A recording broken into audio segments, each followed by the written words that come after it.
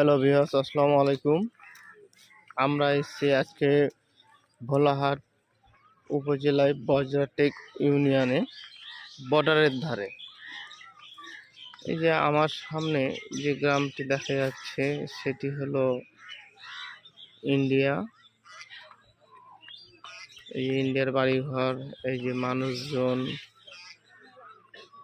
অনেক কিছু। নদীর ওপার ইন্ডিয়া, এদিকে বাংলাদেশ।